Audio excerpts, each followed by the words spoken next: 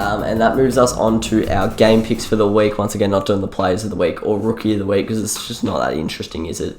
I'm actually very excited for some of the list segments coming up. I did some brainstorming before. I'm going to be doing commentators' rankings, coaches' rankings, NRL top 100, like they do with the NFL top 100. I'll rank my top 100 NRL players, and I'm also going to start doing drafts. So if there was a draft in 2018, which player would have gone to where and such. So that's going to be an interesting concept. But onto the game picks. Now, sure bet of the week this week was actually really hard. I don't think there's many sure bets in terms of...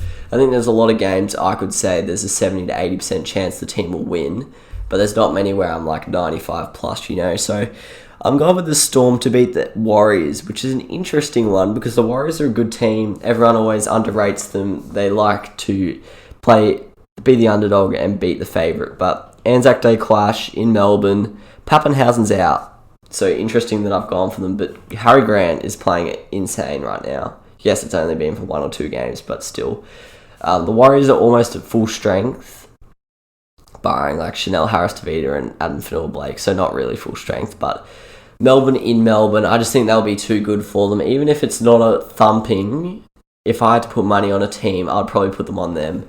I think the biggest favourites in terms of the bookmakers are actually Penrith. Penrith and the Storm are both $1.12, so it's not outrageous from me. But a lot of the other good teams are playing mid-table sides, so they could lose. But this game has happened since 2009. The Storm have only lost twice, so I'm liking them to beat the Warriors this week. Upset of the week, I'm actually getting around my team here. Usually very cynical on the Tigers and pessimistic, so it's weird for me to be saying this, but I don't think, similar to what I was saying before, I don't think many of the upsets are that likely. They're a chance, like I'd say they're a 20 to 30% chance, but the one that I think is the most likeliest, is that a word? The most likely is the West Tigers to beat Manly. Manly are huge favourites, which I get after last week's clinic, but Tigers also played pretty bloody well against a better team than the Titans. But the Seagulls are $1.54, Tigers are $2.50. At Bankwest, I have to say, I don't know the actual stats, but I feel like Tigers don't play well at Bankwest, even though it's supposedly one of our home grounds. But the Tigers are due for a win. I think they played well last week. Yes, they played bad the week before, but they haven't won since the Knights game. They've only had 1 win all year. And yes, the Tigers haven't been a great team in the last decade or so, but one thing they rarely do is come last, bottom, second last, third last. We're usually in and around 12th, 11th, 10th. So I think we'll be similar this year and we will get a fair amount of wins. So I think we're due for a win. And why not against a Manly team who, up until last week, have been struggling. We played great against the Brabbados, as I mentioned before.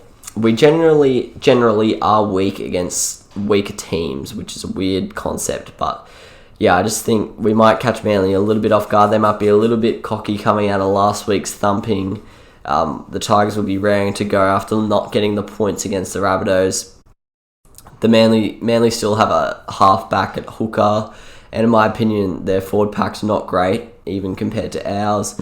I think the matchup will be determined in the halves. I think both of them can play well on their day, can play poorly off their day, so I think that'll probably decide it. But for me, I just think the Tigers are a good chance. I'm not sure if I'm tipping the Tigers, but I think they're a good chance to beat Manly this Sunday on Anzac Day. Now looking at the game spreads I like the Rabbitohs. Once again, I never know the terminology for this. I need to work it out, but I'm going to just say maths as always. Rabbitohs minus 6.5 against the Titans. They're $1.45. So they're a strong favourite. So for them to win by just over a try, I think is fairly likely. Yes, they are without Latrell Mitchell, which I think will be a huge loss. Titans will be looking for a bounce-back win. It's at home as well. And the Rabbitohs probably are due for a loss. So there's a few things stacked up against the Rabbitohs, but if they're going to win, they're probably going to win by more than 7 points, basically. Next, I've got the Bulldogs. Interesting one at plus 16.5 up against the Sharks at Jubilee State, Net Strata Jubilee. The Sharks are $1.15, which is very short odds for a team that just lost to the Knights, but Bulldogs haven't won yet, I don't believe. They haven't. They've only scored points in 2 weeks, I think. So Sounds weird that I'm getting around them, but I reckon they'll be competitive this week. I think the Sharks as a team, they might not beat, but they can wrestle with them for a long time. I think they could have easily won that game on Sunday, but Hetherington getting sent off ultimately started their downfall. Yes, they kind of played better after he got sent off, but I think they might have won if he stayed on the park. So for them to have a plus 16.5 buffer, I think they could get up there with the spread against the Sharkies. Raiders at minus 9.5 against the Cowboys. It's in Townsville. Raiders are in bad form, once again stacked up against me there, but I think the Raiders will bounce back. I don't know, I haven't actually seen their team this week, so I don't know what changes they've made, but I'm expecting them to bounce back, and I don't actually think the Cowboys have been that good in the last 2 weeks. I think they've just come up against the Tigers were crap and the Bulldogs had 12 players, so I think they might get a bit of a reality check this week against the Raiders and lose by more than 10 points.